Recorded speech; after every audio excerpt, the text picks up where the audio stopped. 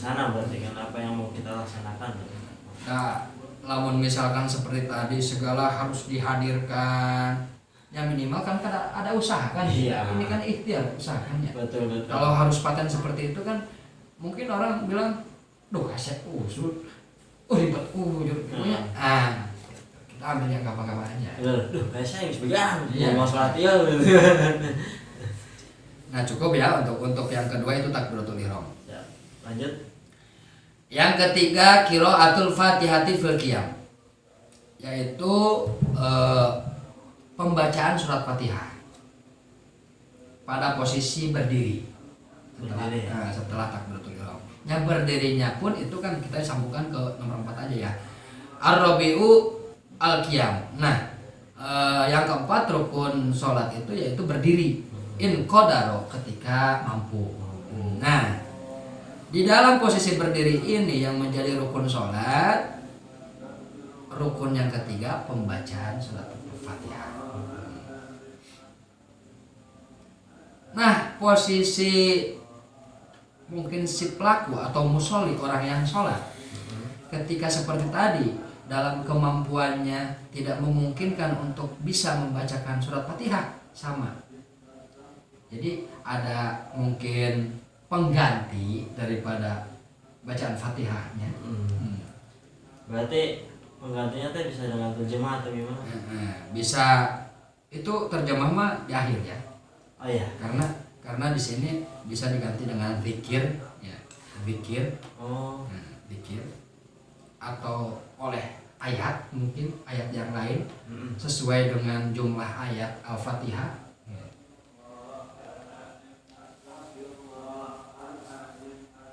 Jadi ketika urutannya diperjelas, ketika orang tersebut tidak mampu untuk membacakan surat Al-Fatihah, maka wajib 7 ayat sebagai pengganti daripada Al-Fatihah. Walaupun ayat tersebut, si pengganti tersebut beda-beda atau terpisah-pisah. Misal kita hafal ayat-ayat yang pendek yang mustabihat, Alif Lam Mim, Alif Lam Ro, Yasin, Toha. Itu cukup untuk mengganti Al-Fatihah ketika orang tersebut memang tidak mampu untuk membacakan Fatihah. Ini benar-benar gak mampu gitu. Nggak mampu, dan tidak ada kemungkinan dalam waktu mendesak untuk bisa belajar Al-Fatihah tersebut. Tetapi kewajiban untuk belajar masih ada selama mungkin diwajibkannya sholat kan gitu. Iya. Bukan berarti kita sholat duhur tidak mampu untuk baca Fatihah diganti dengan ayat-ayat tadi 7, terus asarnya yang 7 tadi tanpa ada belajar. Nah itu enggak seperti itu. Berarti emang ketentuannya kalau misalkan emang gak mampu, ya udah semampunya baca ayat apa, setelah beres sholat ya udah belajar. Nah, itu pun kalau memang ada yang mengajarinya gitu kan. Beda lagi konteksnya ketika memang tidak ada yang mengajari atau apa gitu. Zaman sekarang mah enak. Enak sekarang. YouTube ya. Ada Ustaz Budin.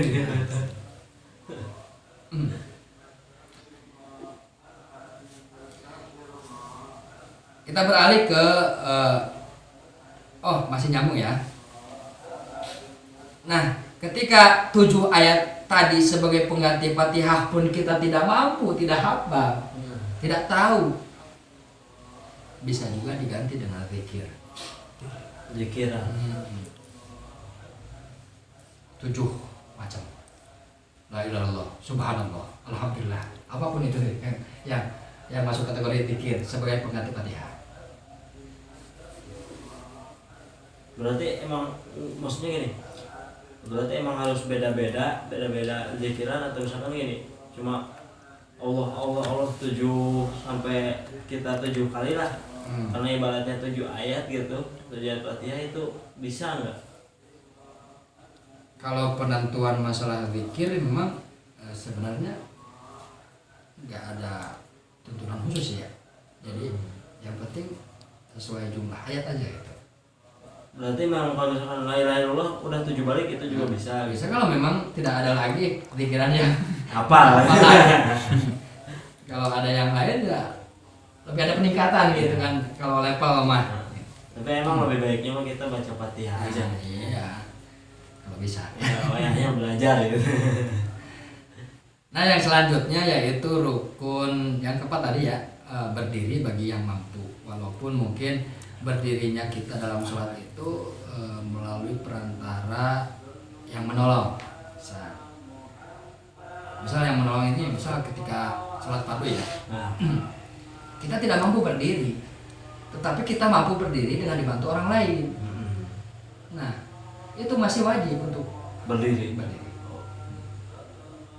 Memang istimewa berdiri itu. Tapi kalau memang ya masyakot atau merepotkan ya nggak juga harus. Nah, oh gitu. Soalnya karena yang pinggir kita juga mau sholat gitu kan, nggak mungkin sambil megangin gitu kan. Yang mustahil oke lah mau dijodang teh mah kumawi gitu kan. Kalau gitu dibantuan gitu. Mangsa rukur ya rubuh gitu kan. Ya, udah kena sujud udah kena deui. Seperti gitu. Nah, Mustahil pakai remote.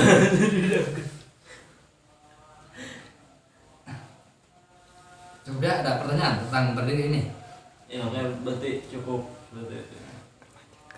Yang kelima, al-khamisu ar-ruku bi ayan haniya min ghairi ilkha'i rukbatayhi hatta tanala rohatahu rukbatayhi. Yaitu ruku. Ruku ini yaitu membungkukkan badan. Membungkukkan badan dari awalnya kita berdiri. Itu pun ketika masuknya atau disambungkannya ketika bagi orang yang tadi mampu berdiri. Tidak repot kan ketika tadi berdirinya aja dibantu, dijodang gitu ya. Bagaimana dia di keadaan rukunya? Nusap. Ini kan di dalam keadaan ikhtiar ya. Ikhtiar maksudnya ikhtiar itu dalam keadaan normal gitu kan. Normal.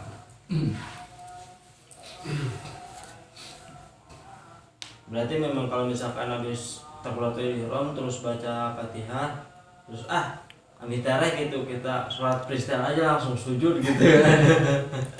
Itu berarti udah nggak sah gitu kan ya. Misalkan berdiri mampu nih berdiri terus baca Fatihah saya mah rusuh ya kepentingan ketemu klien atau mana gitu langsung sujud baik itu dilewat rukunnya nggak bisa. berarti emang Karena harus memang nanti juga ada kan ketentuan ruku ini harus ada tumaninah kan juga ya. Tumaninah itu bagaimana keadaan anggota ini tenang dan anteng dalam posisi ruku tersebut. Nanti kita jelaskan ke rukun yang selanjutnya. Jadi ruku ini prosesnya yaitu membungkukkan badan dari posisi berdiri ya. Tanpa atau dengan cara si lutut itu lurus. kaki Lutut kan si lutut ketika lutut tidak lurus kan kesannya ditekukan gitu. iya Tekukan. Misalkan ini posisi salah kan. Ini lutut kan. Posisi ditekuk salah. Terus lurus gitu. Karena memang saya pernah juga melihat ketika memang orang tua melakukan hal tersebut. bengkok gitu Ya contoh lah ini. Kita praktekkan ya. iya boleh Ya. Nah, gini. Ada yang gini. Ini kan si gogo. jadi kesannya si lutut ini tidak lurus. Karena yang saya lihat itu orang tua, entah karena memang tidak mampu untuk diluruskan atau apa, saya nggak berusaha untuk nanya sih ya. Cuman kadang saya berpikir, wah sakit mampu nama deh, aja mah kolot mah. Iya karena orang tua kan suka banyak masalah itu. Aduh ras. Boga urat nana teteh merungkut gitu. Nah si telapak tangan sampai kita pegangkan ke lutut atau kita posisikan di lutut. Nah di sebagian keterangan prosesnya lebih detailnya, jadi keadaan jari-jari tangan itu terbuka. Jadi jarinya gini. Nah, iya, terbuka. Nah, itu kan ya? Iya. Oh iya. Berarti bukan gini, bukan. Bukan. Terus keadaan bungkuk atau punggung, membungkukkan punggung itu di sebagian keterangan ini kurang lengkap di sini ya. Nah, kita tambahin dari keterangan yaitu diusahakan rata sebagaimana rata papan. Papan. Ya termasuk posisi kepala. Jadi jangan sampai kepalanya misal ada nanggik seletik gitu atau tungkul seletik gitu. Nah, jadi posisi belakang kepala ini rata dengan punggung dan papan sebagaimana papan. Ini loh rata papan. Mencek bangunan mah ngelot. Tarik benang, water pass gitu. Jadi walaupun rata tetapi ketika tidak apa sih namanya? Rata Sejajar ya? Bukan sejajar sih. Yang ngelot lah gitu, namanya water pass gitu. Ya diusahakan ikhtiar kan. Karena ada juga posisi ketika rata belakang kepala dengan punggung ini posisinya begini misal nih. Ada terlalu bungkuk gini kan gitu ya. Nah, rata papan ini seimbang rata aja gitu. Lurus. Tapi saya gini, Kak. Ada ya teman ini mah teman. Dia udah tahu bahwa karena dulu bareng ngaji gitu kan, bareng ngaji waktu kita besok pindah lah. Dan dijelaskan harus rata, tapi nggak sampai rata papan, yang penting kepala sama punggung itu rata. Itu udah tahu, tapi ketika sholat dan mungkin sampai sekarang itu masih aja kayak gitu-gitu, jadi Ya, kayak gini tuh. itu kan masuk ke keafdalan atau kesempurnaan ruku tersebut ya. Oh, berarti nggak sampai membatalkan. Karena pada akhirnya yang namanya ruku itu membukukan apa sih badan gitu kan. Cuman secara misalkan kita kemampuan orang-orang berbeda, entah itu kemampuan karena kebiasaannya seperti itu, itu kategorikan orang yang tidak mampu aja. Oh iya, siap. Ya dipaksa pakai juga karena biasanya seperti itu kan. Ada juga kan kan. Karena jangan sampai kita ponis nggak sah lu sholat lu. Karena itu juga bid'ah kan seperti itu juga kan. Haram lu haram. Bid'ah. Ketawa lu jelek kan. Itu juga kan ya. Harus pakai seni kalau ketawa. Nah kan gitu gimana caranya? Cuman kan bagaimana kita kesadaran diri ini untuk bisa sesempurna mungkin. Kan gitu kan yang susah kan? Walaupun tahu ilmunya kita kan kadang-kadang mungkin belum sadar gitu, belum sadar sebenarnya ruku kita tidak sesempurna apa yang dijelaskan dalam kitab. Lalu saya kan berpikirnya gini, ini orang kenapa gitu, padahal udah ngaji udah tahu gini-gini aturannya. Saya udah ngerti, oh ini sholatnya nggak sah nih itu. Jangan seperti itu, jangan boleh seperti itu, repot aja. Karena di satu sisi kita juga merendahkan orang lain ya, walaupun mungkin kita juga belum tahu kan, tahu. Gitu.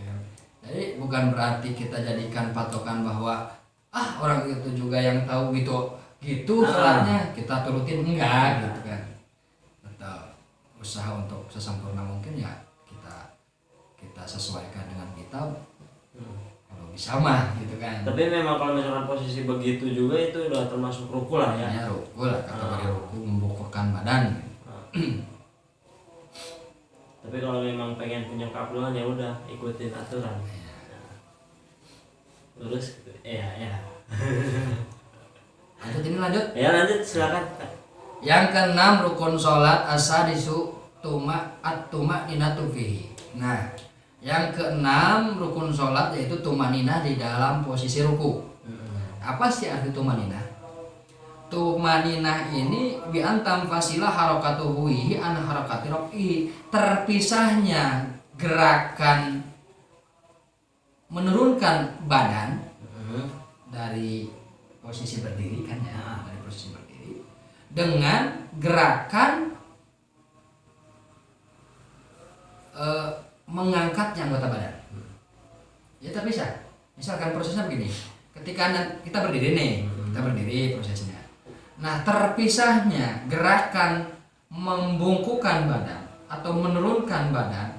Nah, sip ini. Ini kan berhenti sejenak, terpisah dengan gerakan mengangkat anggota badan ke posisi berdiri semula.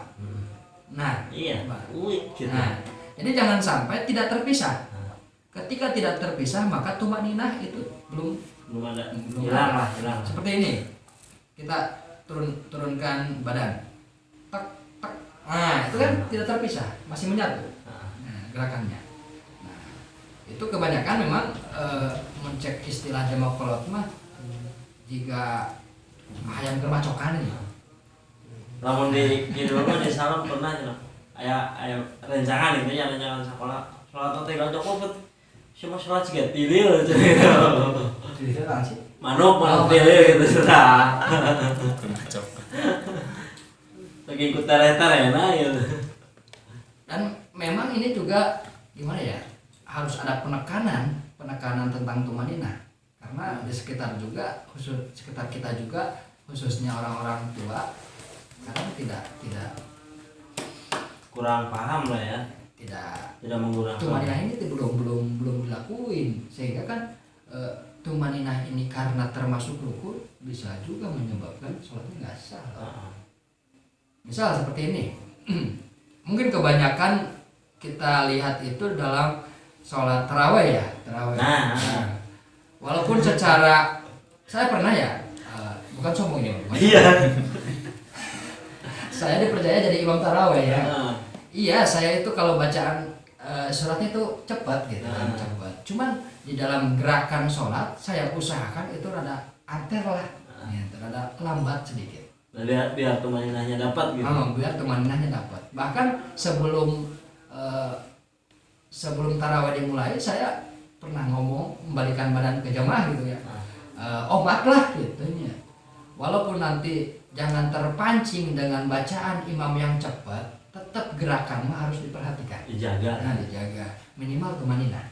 Apa sih tumaninah? Yaitu seperti tadi, terpisahnya gerakan badan ketika turun dari posisi berdiri ke ruku dengan posisi ruku kembali berdiri. Ya, harus ada pemisah diamnya badan, itu maksudnya kan ya. Nah, apalagi nanti kalau memang sih dilengkapi dengan sunnahnya membaca tasbih kan harus lama. Tasbih kan 3 kali. Iya. Nah, subhanallah bihamdi kan gitu. Ini yang saya bingung tuh ini Kak. Jujur aja belum mendapatkan pencerahan gitu kan. Ya. Maksudnya gini, saya tahu bahwa tumaninah itu kan berhenti sejenak seukuran subhanallah gitu kan. Berhenti sejenak seukuran subhanallah. Nah, sedangkan di dalam ruku atau di dalam sujud, di dalam duduk di antara dua sujud juga itu ada doa-doa kan, doa-doa yang dibaca. Nah, apakah si subhanallah ini dihitungnya setelah membaca doa, apa memang ketika ruku tumaninah itu ya udah seukuran subhanallah itu udah tumaninah tanpa dibarengi doa. Nah, doa apa sih? Doa ruku, ketika ruku kan ada tasbih. Jadi biasanya doa bilang kalau doa ruku. tasbih kan masuk kategori sunnah sholat ya. Sunnah sholat. Nah, ini kan batas minimal kan? Batas minimal pelaksanaan rukun bisa terpenuhi. Seperti tadi. Oh, ini dia belum terbaca ya. Watas kunu a'dha'uhu kulluha. Jadi batasan bagaimana ruku ini bisa tercukupi yaitu ketika semua anggota badan diam, menang anteng. Nah, seperti tadi ketika misalnya begini, ini ruku nih, ini berdiri nih, kita ruku, tak posisi ruku. Nah, keadaan diam ini udah dikategorikan diam nih, kita angkat, udah sah. Jadi seperti tadi, terpisahnya gerakan itu sekiranya anggota badan ini udah dikategorikan diam, anteng. Ya, Jadi bacaan subhanallah itu masuk kategori sunnah, tidak membaca pun tidak apa-apa, masih sah. masih sah. Nah, Kayak gini kak, dulu kan waktu awal-awal pesantren lah gitu, awal pesantren baru beberapa bulan gitu, pas kebetulan apa namanya Ramadan, saya kan pulang, saya nginep di rumah saudara gitu, di rumah saudara lah ada, itu terawihnya itu unik, unik ya. unik, Ada yang unik. ada, saya juga baru nemu itu, maksudnya gitu, saya terawih kan di musola, kebetulan musolanya kecil ya, penuh, jadi di luar lah, di teras orang. Daerah musola gede. Hah? Masjid yang gede. Oh, itu cuma muat berapa gitu. Oh. Iya. Kol ya. Juga kok. Jadi di pekarangan orang gitu kan, pekarangan sekitar. Terus di bawahnya itu kehalang 2 rumah atau 3 rumah itu. Kan itu udah emang posisinya latering gitu. Si kampungnya itu. Ada musola. Otomatis bacaan Fatihah itu kan terdengar. Karena memang kita posisi di luar, terus juga jemaah banyak, harus kencang si imam tuh ya. Dan aminnya juga kan otomatis jemaah banyak kan. Itu yang di bawah udah waladolin, ini yang di atas panas nih, panas, belum beres. Akhirnya pret dikencengin, ruku kan kedengeran tuh, pas sampai Allahu liman hamidah panas juga. Terus, waduh gila kata saya teh, ini terawih atau MotoGP ini gitu. Tapi memang kalau posisi ruku emang ruku gitu, cuman kata saya teh, nah ini saya belum beres baca doa 1 kali kayak gitu kan, ini gimana ya udahlah, tapi itu saya cuma 1 kali di situ. Imam ya imam. Saya Maksudnya tadi yang berat itu imamnya. enggak, saya baca doa ketika ruku itu kan, baca doa, terus baca apa tasbih, itu saya belum beres itu, belum beres 1 kali gitu, belum beres udah berdiri lagi. Jadi posisi kita lagi dalam posisi makmum ya. Iya makmum. Karena melihat si imamnya sudah berdiri kita. Ya udah ikut tuh. Ya, misalnya begini ya. Untuk kasus seperti itu kita nanti ada penjelasan tentang bagaimana perkara-perkara yang bisa membatalkan sholat ya. Oh ya. Atau maksudnya membatalkan sholat tetapi dalam keadaan berjamaah. Karena ketika berjamaah kan kita wajib mengikuti imam. Iya. Nah di situ nanti ada bagaimana kita proses mengikuti imam ini. Jangan sampai tertinggal berapa rukun atau tertinggal berapa rukun. Nah, ketika pilihannya kita ingin menyempurnakan bacaan, silahkan sempurnakan bacaan, tetapi jangan sampai tertinggal dari batas rukun yang ditinggalkan sehingga membatalkan kita sholat. Berarti itu nanti ada penjelasan. Oke, siap. Next aja lah. Biar gak bingung dari tema yang ada. Oke, siap. Nanti kita bahas di kemudian ya. Ya, insya Allah kalau umur panjang. Mudah-mudahan panjang.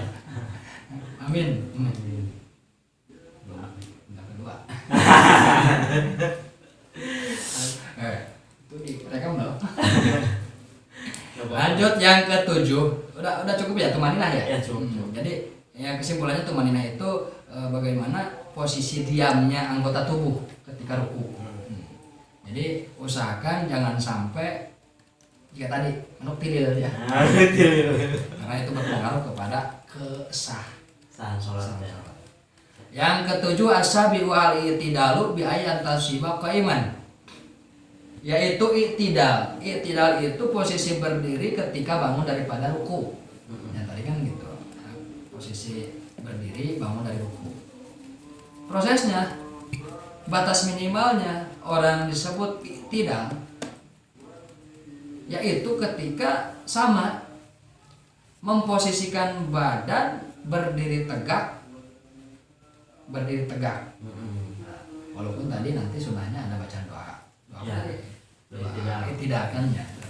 Cuman ini masuk ke kategori rukun fi'li sebenarnya. Rukun fi'li. Jadi tidak terpengaruh dengan sunnah-sunnah. Oh iya. Karena misal ketika memang kita dalam keadaan buru-buru atau apa, keadaan mendesak atau apa, bahkan diibaratkan dalam posisi perang atau bagaimana kita melakukan sholat itu dengan batas minimal gerakannya. Ini penting juga dibahas nih kak, kayaknya nih tentang sunnah-sunnah dalam sholat gitu kan ya. Karena bisa jadi orang, contoh ya, taruh saya ketika belum tahu bahwa doa yang dibaca ketika ruku atau i'tidal itu saya bilang itu adalah wajib. Anggap. Iya. Tadi kan tapi tadi dikatakan sunnah, mungkin di kemudian hari kita bisa bahas. Anda ingat gak ketika pengajian yang kemarin? Kan udah dibahas itu ya. Yang di video kemarin. Iya, yang itu audio doang tuh. Iya. Yang nyolong itu ya. Kan nyolong itu. Bisa susah mau diajak rekaman gini, susah ya Jadi, udah. bagaimana ketika setiap gerakan ya, Nah, kita meyakini bahwa semua rukun itu sunnah. Misal, semua rukun yang ada dalam rukun sholat itu sunnah. iya. Itu sebenarnya menjadikan sholatnya tidak sah. Semua gerakan yang Seperti- ada dalam sholat. Tidak hanya gerakan, karena rukun itu kan ada rukun fi'li dan rukun qauli kan. Rukun fi'li seperti tadi gerakan ruku, Iya. sujud, Anggota badan. berdiri, ya. Terus rukun qauli takbiratul ihram, Fatihah dan lain sebagainya. Nah, ketika semua itu dianggap sunnah, meyakini itu sunnah, maka tidak sah sholat kita. Ya, secara logika juga kan sholat fardu. Kalau semuanya sunnah, fardunya di mana? Gitu kan. Berarti harus ada tekanan kewajiban. Nah, misal ketika kita balik ya, Nah, setiap perkara yang sunnah dianggap fardu, sah sholatnya. oh ya. Itu kan yang kemarin ya? Yang Ya, dibuka lagi ya. ya siap. Kan antum adminnya. Ya, ada saya lupa gitu, saya lupa. Berarti kamu mah cuma rekam doang. Ya, aduh, sambil mutolah. Harusnya gitu. Iya, siap. Jadi posisi i'tidal itu yaitu posisi berdiri ketika bangun dari ruku. Batas minimalnya bagaimana kita disebut memenuhi gerakan i'tidal itu, yaitu ketika anggota badan sudah dikatakan berdiri tegak. Berdiri tegak otomatis kan ada diamnya kan gitu. Karena memang nanti sambungan lagi ke rukun yang selanjutnya. Atsaminu atau maninatu fihi, di dalam i'tidal pun ada rukun yang namanya tumaninah. Sama berarti bagaimana keadaan tubuh ini diam, anteng dalam posisi berdiri setelah bangun daripada ruku. Maka i'tidal yang menjadi rukun ketujuh berikut tumaninah yang menjadi rukun ke-8 bisa terpenuhi. Itu saja mungkin. Allah a'lam bishawab. Kita kembalikan. Betul. Ya, jadi alhamdulillah ya. Jadi penjelasan dari rukun-rukun sholat itu sudah cukup detail menurut saya ya, sudah cukup detail. Dan juga gini Kak, kira-kira nih barangkali kan dari yang nonton gitu, daripada alumni yang ada di perantauan, ada yang bertanya gitu di komentar, kita kira-kira siap nggak kalau kita bikin segmen khusus nih, khusus untuk menjawab pertanyaan-pertanyaan dari teman-teman Untuk Subbreaker. kolom komentar. di kolom komentar. Itu sifatnya apa? Balas di kolom komentar lagi apa bikin konten lagi? Enggak, kita bikin konten, bikin segmen. Insya Allah kalau mungkin itu kategori materi yang saya mampu mungkin saya penuhi gitu Ya, kan. mungkin tentang pikir ya. Ya, kita ambil yang mungkin menjadi bidangnya aja kan ya. Iya. Jangan ada terkesan kita memaksakan sesuatu yang bukan bidang yang kita kuasai gitu. Iya. Takutnya nanti malah menjadikan orang lain sesat. Iya. Jangan sampai Ya, jangan salah Pak. Iya. Jangan sampai ke Amik itu nanya 3 akar 2 kali. Jangan sampai kita salah, lebih parah lagi membuat orang lain salah. Iya. Orang lain salah gitu kan.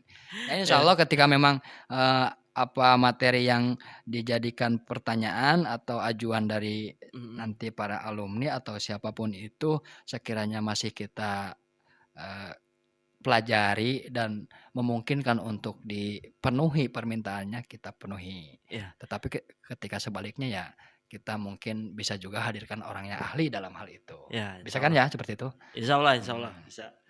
Masa akang gitu. Iya. Ya udah lah ya, nggak apa-apa lah kalau misalkan ini mah ya. Oke, buat teman-teman Koreksinya, permohonan koreksi. Barangkali nanti ada pembacaan yang atau penjelasan yang salah dari saya gitu, bisa ditambahi di kolom komentar. Iya, siap. Jadi buat teman-teman ya yang lihat video ini, tadi kan udah dibacakan materinya dan barangkali gitu kan, karena kita juga manusia biasa yang nggak sesempurna para nabi dan juga para malaikat ya pasti ada kesalahan ya. Terus dari bacaan yang tadi, dari materi yang disampaikan itu mungkin juga ada kesalahan dan teman-teman lebih mengerti ya silakan dikoreksi, tinggal komen aja di kolom komentar ya. Oke, dan tadi juga kita sudah mendapatkan kesepakatan bersama Ustadz Amik ya, Amik Ilija, Kak Amik lah ya, kita akrabnya panggilnya Kak Amik. Barangkali dari teman-teman semua ada pertanyaan silakan tanyakan aja di kolom komentar, nanti akan kita jawab di konten selanjutnya mungkin ya, di video selanjutnya. Ada tambahan lagi? Cukup ya udah. Mungkin di malam hari ini di segmen kali ini kita cukupkan sampai di sini aja ya. Terima kasih buat teman-teman semua yang sudah menonton video ini. Mudah-mudahan video ini bisa bermanfaat buat teman-teman semua karena tujuan kami ya begitu. Kenapa kami bikin video ngaji seperti ini? Tujuannya itu adalah pertama mutolaah ya, kita flashback gitu kan, kita flashback dan juga keduanya mudah-mudahan teman-teman juga bisa ngaji bareng kita ya. Kita tidak ada niat untuk mengajari atau menggurui, kita sama-sama belajar aja. Karena kalau dari kami ada kesalahan silakan dibenarkan, dan kalau misalkan ada pertanyaan dari teman-teman silakan ditanyakan. Sebisa mungkin kita akan menjawab dari sumber-sumber yang memang ada di kitabnya ya, di kitab kuning ya, dari keterangannya. Oke, mungkin itu aja. Kurang lebihnya mohon maaf. Ditutup. Assalamualaikum warahmatullahi wabarakatuh. Waalaikumsalam warahmatullahi wabarakatuh.